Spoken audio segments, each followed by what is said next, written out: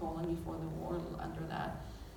10% of them survive in 1945, and of those, so about 350,000 of those, roughly 230 to 250,000 survive in this way, as refugees in the Soviet Union and in Central Asia and the Middle East. And so I ended up writing the story of majority of survivors who had not really been recognized as survivors, in the sense that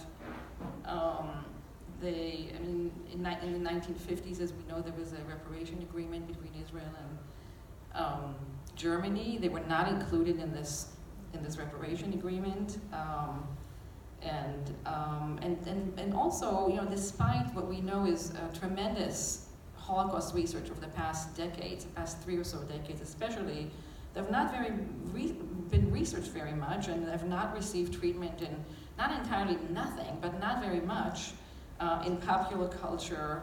I mean, when I was growing up, I definitely didn't go to any sort of Holocaust commemorations where my father was invited. He didn't speak to children and so on. So there was no story, but my book became the story of my father, but also of these survivors of the East, and other people are working on this as well. At the same time, the book remains, I think, an intimate memoir of my father. And in some ways, it is a second-generation memoir of a daughter whose father had the symptoms of a survivor without the story of a survivor. And I'm sort of, pleased I wrote that, even though obviously he can't read it.